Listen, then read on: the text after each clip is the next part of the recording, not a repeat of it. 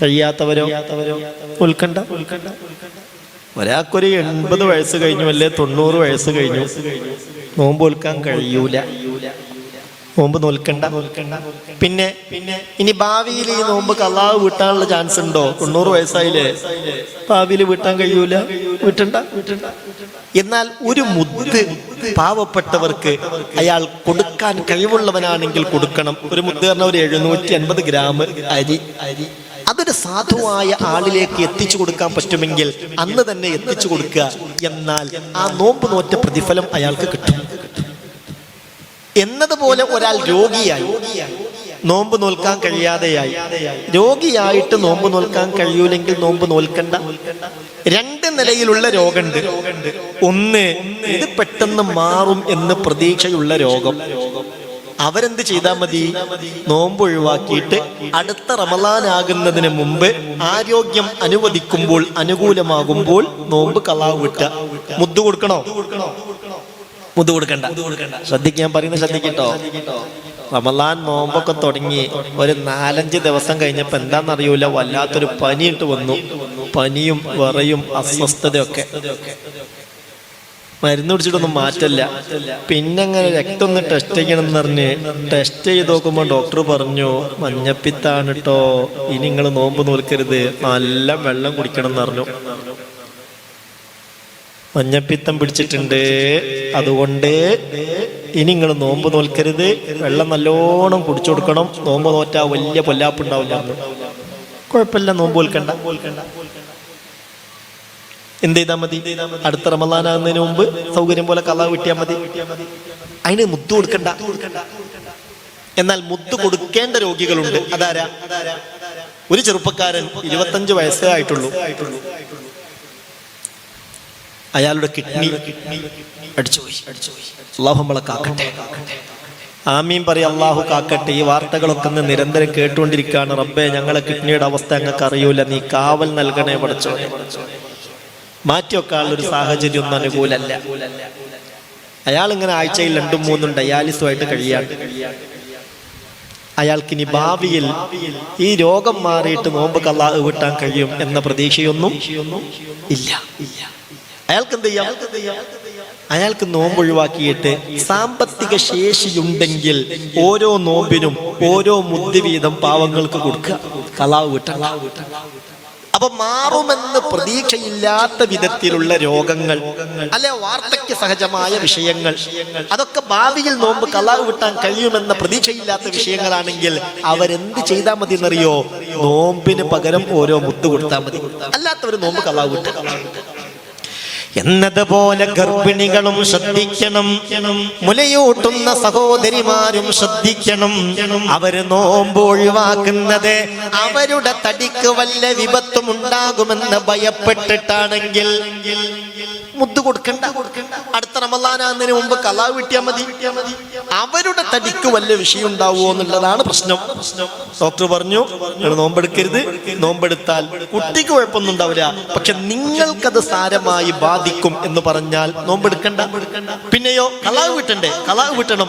അടുത്ത റമളാനാകുന്നതിന് മുമ്പ് ഖളാ വീട്ടുക. അടുത്ത റമളാനാകുന്നതിന് മുമ്പ് ഖളാ വീട്ടാനുള്ള സാഹചര്യങ്ങൾ അനുകൂലമായിട്ടും വീട്ടാതിരുന്നാൽ പിന്നെ റമളാൻ കഴിഞ്ഞിട്ടാണ് ഖളാ വീട്ടുന്നതെങ്കിൽ ഒരു നോമ്പിന് ഒരു മുദ്ദ് വീതം കൊടുക്കണം. പിറ്റത്തെ റമളാനും കഴിഞ്ഞിട്ടാണ് ഖളാ വീട്ടുന്നതെങ്കിൽ ഒരു നോമ്പിന് ഒരു നോമ്പ് ഖളാ വീട്ടിയാൽ മതി, പക്ഷെ ആ ഒരു നോമ്പിന് 2 മുദ്ദ് കൊടുക്കണം. 10 കൊല്ലം കഴിഞ്ഞിട്ടാണ് ഖളാ വീട്ടുന്നതെങ്കിൽ, ഖളാ ആയത് ഒരു നോമ്പാണെങ്കിൽ ഒരു നോമ്പ് ഖളാ വീട്ടിയാൽ മതി, പക്ഷെ 10 മുദ്ദ് കൊടുക്കണം. അത് നിർബന്ധാണ്. സാമ്പത്തിക ശേഷിയുണ്ടെങ്കിൽ മുദ്ദ് കൊടുത്തോളണം. ഈ കാര്യത്തിലൊക്കെ അശ്രദ്ധയിൽ കഴിയുന്നവർ പലരുണ്ട്. അല്ലാഹു കാക്കട്ടെ. അപ്പൊ നിരുപാധികം ഗർഭിണിയായ സഹോദരി, ആ സഹോദരിയുടെ തടിക്ക് വല്ല പ്രശ്നം ഉണ്ടാവും എന്നുള്ള കാരണത്താലാണ് ഖളാ ആക്കിയതെങ്കിൽ, നോമ്പ് നോൽക്കാതിരുന്നതെങ്കിൽ, അവര് അടുത്ത റമളാനാകുന്നതിന് മുമ്പ് ഖളാ വീട്ടുകയാണെങ്കിൽ മുദ്ദ് കൊടുക്കേണ്ടതില്ല. എന്നാൽ തന്റെ കുട്ടിയുടെ കാര്യത്തിലാണ് ആശങ്ക. നോമ്പ് നോറ്റാൽ നിങ്ങൾക്ക് പ്രശ്നമൊന്നും ഉണ്ടാവില്ല, പക്ഷേ കുട്ടിക്കത് ബാധിക്കും. അങ്ങനെയാണ് ഡോക്ടർ പറയുന്നതെങ്കിൽ ആ റമളാനിൽ അവൾക്ക് നോമ്പെടുക്കൽ നിർബന്ധം. നിർബന്ധമില്ല. എന്നാൽ അടുത്ത റമളാന്റെ മുമ്പ് ഖലാ വീട്ടണം. ഖലാ വീട്ടിയാൽ മാത്രം പോരാ, ഒരു മുദ്ദും കൂടെ കൊടുക്കൽ നിർബന്ധമാണ്. കാരണം കുട്ടിയുടെ കാര്യത്തിൽ പേടിച്ചിട്ടാണ് അവൾ നോമ്പ് ഒഴിവാക്കിയത്. അതുപോലെ അവളുടെ കാര്യത്തിലും കുട്ടിയുടെ കാര്യത്തിലും ആശങ്കയുണ്ട്. എന്നാലും ഗർഭിണികളും അതേപ്രകാരം മുലയൂട്ടുന്ന സഹോദരിമാരും അടുത്ത റമളാന്റെ മുമ്പ് തന്നെയാണ് ഖലാ വീട്ടുന്നതെങ്കിലും മുദ്ദ് കൊടുക്കണം. അപ്പൊ ആ കാര്യങ്ങളൊക്കെ ഒന്ന് ശ്രദ്ധിക്കുക. അള്ളാഹുവേ, ഞാനിത് പറഞ്ഞെന്തിനാണെന്നറിയോ? കഴിഞ്ഞ റമളാനിൽ ഏതെങ്കിലും 2, 3, 4 നോമ്പൊക്കെ ചിലപ്പോൾ നഷ്ടപ്പെട്ടു പോയ ആളുകൾ ഉണ്ടാകും. അടുത്ത റമളാനാകുന്നതിന് മുമ്പ് ചെയ്യാനുള്ള പ്രധാനപ്പെട്ട ഒരുക്കങ്ങളിൽ ഒന്ന് ഈ നോമ്പ് ഖലാ വിട്ടുക എന്നുള്ളതാണ്. അള്ളാഹു നോമ്പ് ഖലാ ആയി മരിക്കുന്നതിന് തൊട്ട് നമ്മളെ കാക്കട്ടെ, അള്ളാഹു കാക്കട്ടെ. ശ്രദ്ധിക്കണം. ഒരു പക്ഷേ പിരീഡിൽ അവള് നോമ്പെടുത്തില്ല, എന്നാലും തന്നെ മസല അടുത്ത റമളാന്റെ മുമ്പ് ഖലാ വിട്ടുകയാണെങ്കിൽ മുദ്ദ് കൊടുക്കണ്ട. അടുത്ത റമളാന്റെ മുമ്പ് ഇപ്പൊ കഴിഞ്ഞ കൊല്ലത്തെ റമളാനിൽ ഒരു 4 ദിവസം പിരീഡായതിന്റെ പേരിൽ നോമ്പ് നഷ്ടപ്പെട്ടു. നോമ്പ് വിൽക്കാൻ പാടില്ല, ഹറാമാണ്. ആ നോമ്പ് ഖലാ ഇതുവരെ വിട്ടില്ല. അടുത്ത റമളാൻ വന്നു. ഈ റമളാൻ കഴിഞ്ഞിട്ടാണ് ഖലാ വിട്ടുന്നതെങ്കിൽ ഒരു നോമ്പിന് 1 മുദ്ദ് വീതം കൊടുക്കണം. 4 നോമ്പുണ്ടെങ്കിൽ 4 നോമ്പിന് 4 മുദ്ദ് വീതം കൊടുക്കണം. അതൊരു 10 കൊല്ലം മുമ്പ് ഖലാ ആയതാണ്. ഇതുവരെ വീട്ടിയിട്ടില്ലെങ്കിൽ നോമ്പൊന്ന് ഖലാ വിട്ടിയാൽ മതി. പക്ഷെ ഒരു നോമ്പിന് 10 മുദ്ദ് വീതം കൊടുക്കണം. നോമ്പ് നിസ്കാരത്തെ പോലെയല്ല, വളരെ ഗൗരവമായി ശ്രദ്ധിക്കണം. നിസ്കാരം ഖലാ വീട്ടാൻ പാടില്ല എന്ന നിയമം. പിരീഡിൽ നിസ്കാരം നഷ്ടപ്പെട്ടാൽ നിസ്കാരം നഷ്ടപ്പെട്ടല്ലോ, അതുകൊണ്ട് ഞാനൊന്ന് ഖലാ വിട്ടട്ടെ, ആ നിസ്കാരം കൂടിയും ഞാനത് നിർവഹിച്ചാൽ അള്ളാഹുവിലേക്ക് വല്ലാതെ അടുക്കാൻ കഴിയുമല്ലോ, അങ്ങനെ ചിന്തിച്ച് ഫർള് നിസ്കാരം ഖലാ വിട്ടണ്ട. ഫർള് നിസ്കാരം ഖലാ വീട്ടല്ല ഘട്ടത്തിൽ ഹറാമാണ്. അതുപോലെയാണ് നോമ്പെന്ന് വിചാരിക്കണ്ട. നോമ്പ് ഖലാ വീട്ടൽ നിർബന്ധമാണ്. അല്ലാഹുവേ, ഇതിലൊക്കെയും സൂക്ഷ്മത പാലിക്കാൻ തൗഫീഖ് നൽകണേ അല്ലാഹ്. അതാണ് ശഹറുൻ ജഅലല്ലാഹു സിയാമഹു ഫരീള. ഈ മാസത്തിൽ നോമ്പെടുക്കൽ അല്ലാഹു നിർബന്ധമാക്കിയിട്ടുണ്ട്. എന്താ നോമ്പിൽ നിർബന്ധം? നോമ്പിൽ നിർബന്ധമായ കാര്യം എന്താണ്? ഒന്ന് നിയ്യത്തിന്റെ കാര്യത്തിൽ ശ്രദ്ധിക്കലാണ്. ആനായ അലി ഇബ്നു അബീ ത്വാലിബ് റളിയല്ലാഹു അൻഹു പറയുകയാണ്, ഹബീബായ നബി തങ്ങൾ പറഞ്ഞത് ഞാൻ കേട്ടതാണ്. ഒരാൾ വിശുദ്ധ ഖുർആൻ പഠിച്ചു, ഫസ്തൽഹറ ഹലാലഹു വഹറമ ഹറാമഹു. അതിലുള്ള ഹലാലുകളൊക്കെ ഹലാലായി കണ്ടങ്ങിനെ ജീവിച്ചു. ഹറാമിനെ ഹറാമായി മനസ്സിലാക്കി അതിൽ നിന്ന് മാറി നല്ല നിലയിൽ ജീവിച്ചാൽ ശഫഅഹുല്ലാഹ്, ഇലാഹായ റബ്ബയാൾക്കൊരു ശഫാഅത്തിന് അധികാരം നൽകും. ഫീ അശറത്തിൻ മിൻ അഹ്ലി ബൈതിഹി കുല്ലുഹും ഖദ വജബത് ലഹുമുന്നാർ.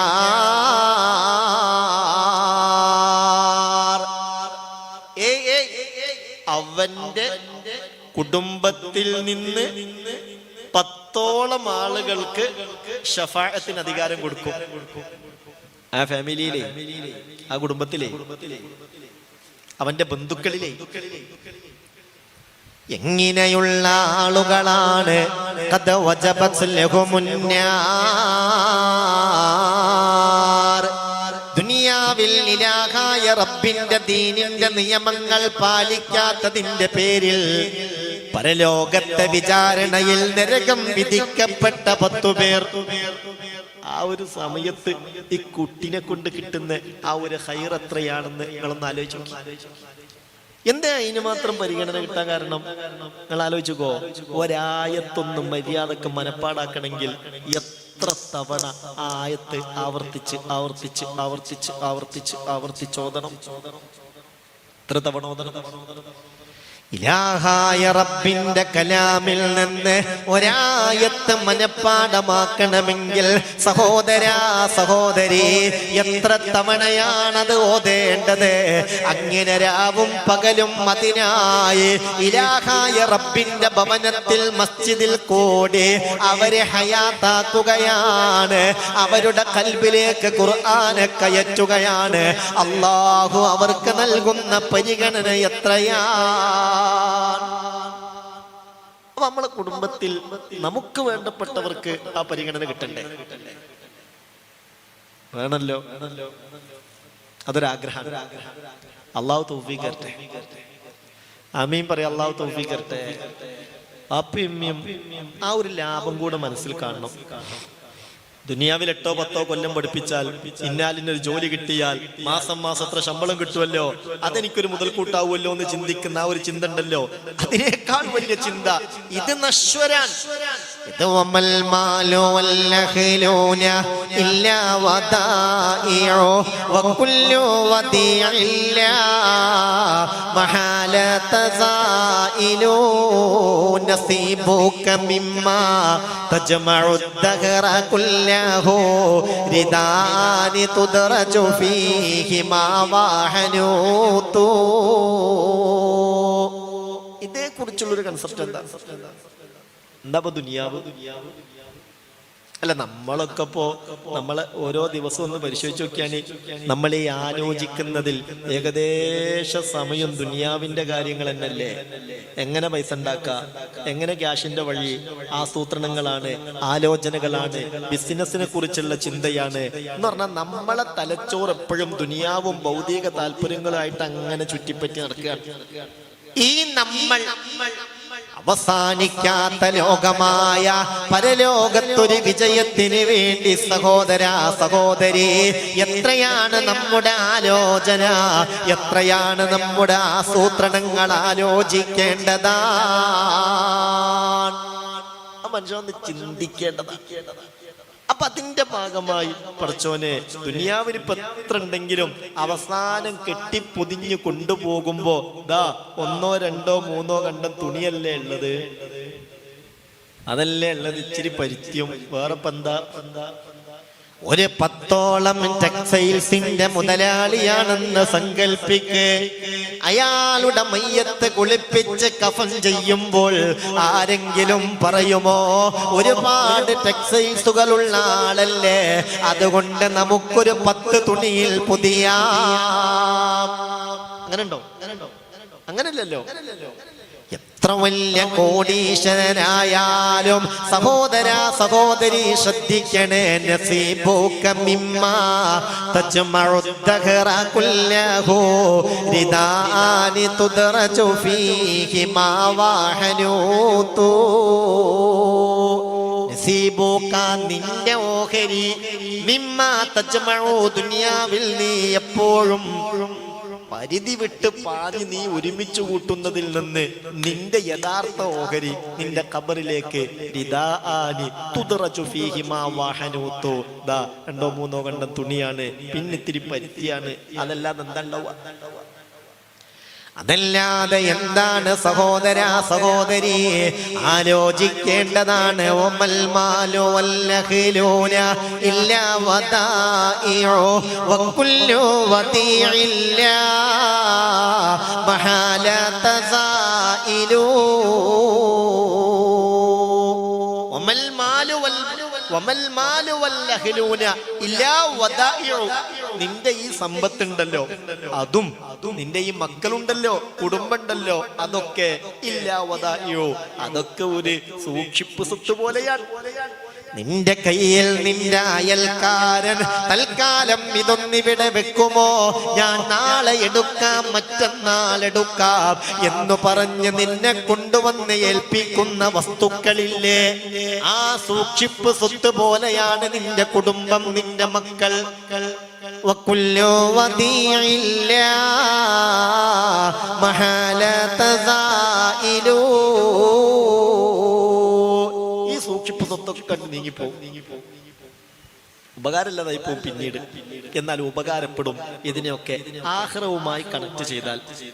പണം ആഖിറവുമായി കണക്ട് ചെയ്ത പണമാണ് നിന്റെ പണം.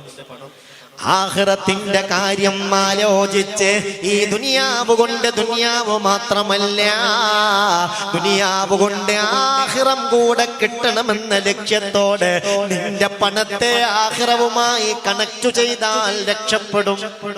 അല്ലാഹു തൗഫീഖ് തരട്ടെ, അല്ലാഹു തൗഫീഖ് തരട്ടെ. എല്ലാവരും ആമീൻ പറയും. അല്ലാഹു തൗഫീഖ് തരട്ടെ. ദുനിയാവിൽ നമ്മൾ സമ്പാദിക്കുന്നതിൽ ദുനിയാവിന് വേണ്ടി നീക്കിവെച്ചത് എത്ര, ആഖിറത്തിന് വേണ്ടി നീക്കിവെച്ചത് എത്ര ആലോചിക്കുക. നമുക്ക് അള്ളാഹു തന്ന സമ്പത്തിൽ നിന്ന് ദുനിയാവിന്റെ സൗകര്യങ്ങൾക്ക്, ദുനിയാവിന്റെ ആവശ്യത്തിന്, ദുനിയാവിന്റെ റാഹത്തിന്, ദുനിയാവിന്റെ ക്ഷേമൈശ്വര്യങ്ങൾക്ക് വേണ്ടി നമ്മൾ നീക്കിവെച്ചത് എത്ര? അതിനപ്പുറം ഒരു ലോകമുണ്ട്, ആഖിറം. ആ ആഖിറത്തിന് വേണ്ടി അള്ളാഹു തന്ന സമ്പത്തിൽ നിന്ന് നമ്മൾ നീക്കിവെച്ചത് എത്ര ആലോചിക്കുക. എന്നതുപോലെ അള്ളാഹു തന്ന ആരോഗ്യം, ഇലാഹായ റബ്ബെനിക്കു തന്ന ആരോഗ്യം, അത് ആഖിറത്തിന് വേണ്ടി ഞാൻ നീക്കിവെച്ചത് എത്രയാണ്, ദുനിയാവിന് വേണ്ടി നീക്കിവെച്ചത് എത്രയാണ്. അള്ളാഹു തന്ന വില മതിക്കാനാവാത്ത സമയം, ഈ സമയം ദുനിയാവിന് വേണ്ടി നീക്കിവെച്ചത് എത്രയാണ്, ആഖിറത്തിന് വേണ്ടി നീക്കിവെച്ചത് എത്രയാണ്, ചിന്തിക്കണം. അപ്പൊ ഇതൊക്കെ ആഖിറവുമായി കണക്ട് ചെയ്താൽ അവസാനിക്കാത്ത സന്തോഷം നമുക്കുണ്ടായി കിട്ടും.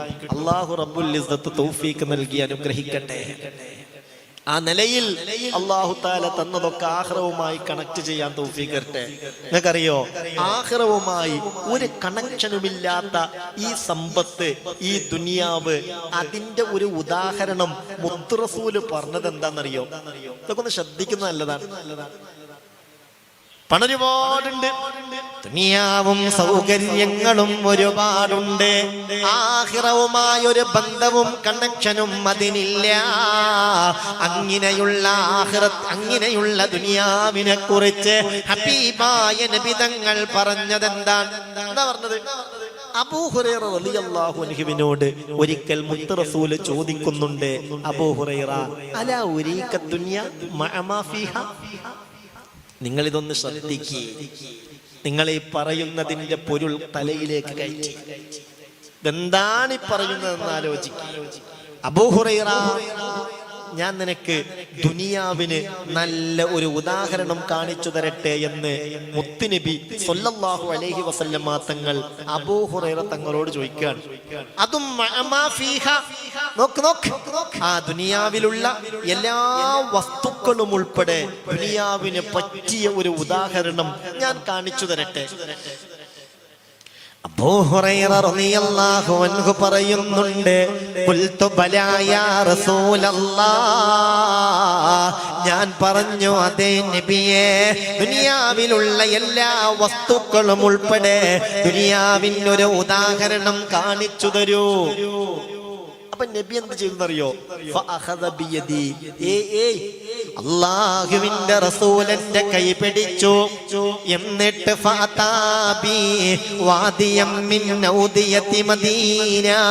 മദീനയിലെ ഒരു മലഞ്ചെരുവിലേക്ക് മുത്തുനബി എന്നെ കൊണ്ടുപോയി. അപ്പൊ ഞാൻ അങ്ങനെ ആലോചിക്കുകയാണ്, ഞാൻ അങ്ങനെ ചിന്തിക്കുകയാണ്, പഠിച്ചോനെ റബ്ബേ, ദുനിയാവിന് ഉദാഹരണം കാണിച്ചു തരാനാണല്ലോ അള്ളാഹുവിന്റെ റസൂൽ എന്നെ കൊണ്ടുപോകുന്നത്. എന്തായിരിക്കും റബ്ബേ കാണിച്ചു തരിക? ഞാൻ ആ ചിന്തയിലാണ്, ഞാൻ ആലോചനയിലാണ്. ചെന്ന് നോക്കുമ്പോൾ ഒരു കുപ്പത്തൊട്ടിയിലേക്കാണ് ഹബീബായ നബി തങ്ങൾ എന്നെ കൊണ്ടുപോയത്. സുബ്ഹാനല്ലാഹ്, ഫീഹാ റൂസു ഉനാസിൻ വഅദിറാത്തുൻ വഖരിഖു വഇലാം. എന്താണ് അവിടെ ഉള്ളതെന്നറിയോ? മദീനയിലെ ഏകദേശം ചപ്പ് ചവറുകൾ, ചണ്ടികൾ, വേസ്റ്റുകൾ കൊണ്ടുവന്ന് തട്ടുന്ന വലിയ ഒരു കുപ്പത്തൊട്ടിയുടെ അടുത്തേക്ക് ആ മുത്ത് റസൂൽ എന്നെ കൊണ്ടുപോയത്. ദുർഗന്ധം കൊണ്ട് അതിന്റെ അടുത്തേക്കാണ്ട് പോകാൻ വയ്യ. ഹബീബായ നബി തങ്ങൾ അതിലേക്ക് ചൂണ്ടിക്കാണിച്ചു. എന്നിട്ട് പറഞ്ഞു, അബൂ ഹുറൈറ, ഹാദാ മസലുദ് ദുനിയാ, ഇതാണ് അബൂ ഹുറൈറ ദുനിയാവിന്റെ ഉദാഹരണം.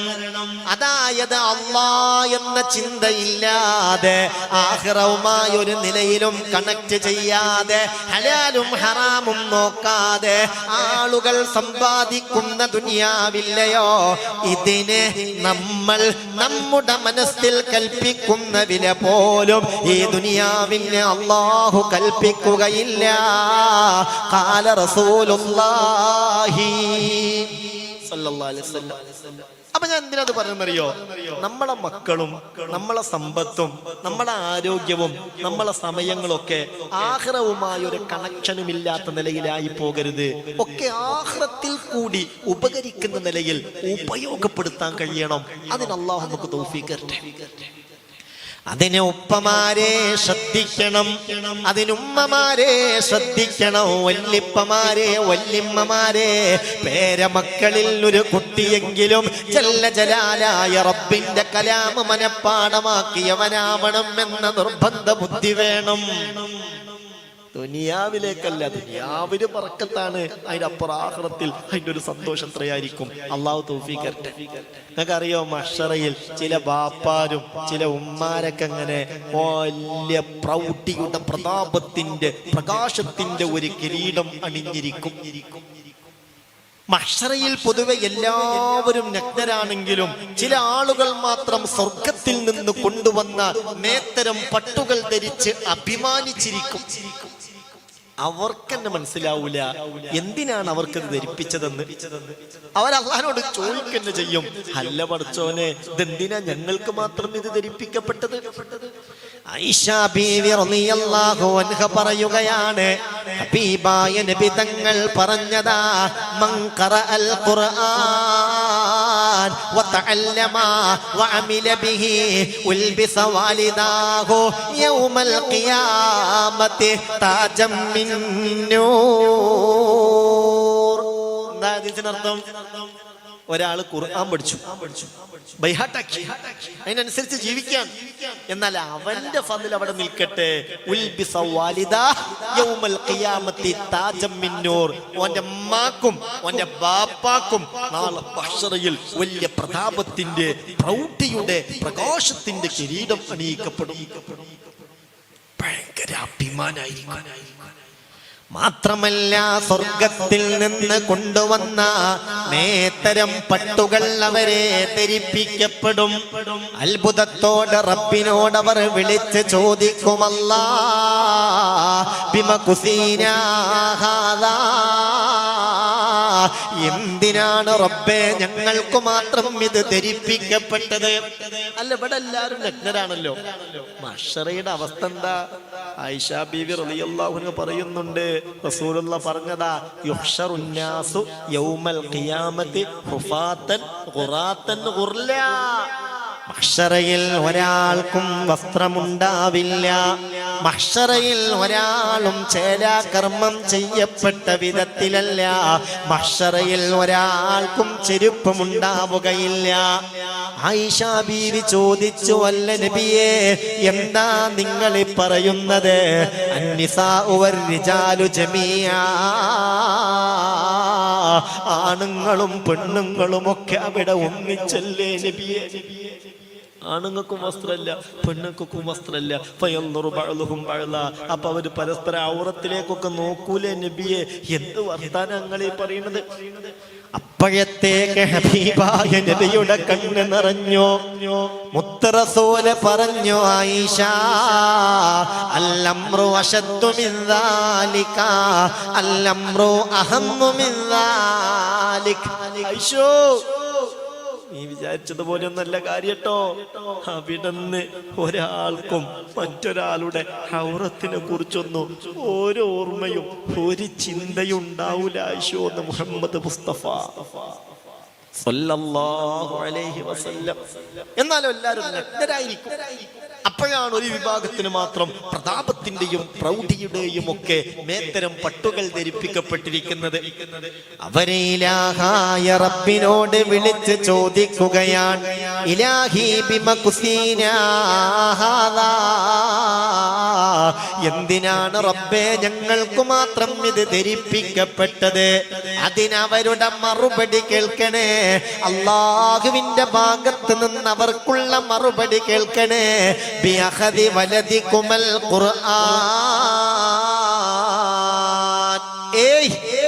നിങ്ങൾക്ക് ഈ വലിയ ആദരവ് ഇവിടെ നൽകപ്പെട്ടത് ബിഅഖദി വലദികുമൽ ഖുർആൻ. നിങ്ങളെ മക്കളെ ഖുർആൻ പഠിപ്പിക്കാൻ ശ്രമിച്ചില്ലേ? അതിന് വേണ്ട സ്ഥാപനം കണ്ടുപിടിച്ചു, അവിടെ കൊണ്ടുപോയി ഏൽപ്പിച്ചു, ആവശ്യം പോലെ സഹായങ്ങൾ ചെയ്തു കൊടുത്തു, അതിന്റെ കൂടെ നിന്നില്ലേ? അതുകൊണ്ടാണ് ഈ ആദരവ് നിങ്ങൾക്ക് ലഭിച്ചത് എന്ന് മറുപടി നൽകപ്പെടുമെന്ന് മഹാനായ മുത്ത് മുഹമ്മദ് മുസ്തഫ സല്ലല്ലാഹു അലൈഹി വസല്ലം. അപ്പൊ ഞാൻ ആമുഖമായി ഒന്ന് ഓർമ്മപ്പെടുത്തിയത്, നമ്മുടെ മക്കളും അതിലേക്ക് കടന്നു വരണം. അത് നമ്മൾ നെഞ്ചോട് ചേർത്ത് വെക്കണം. ഇതാ പരിശുദ്ധമായ ഖുർആന്റെ മാസം ഷഹ്റു റമളാൻ.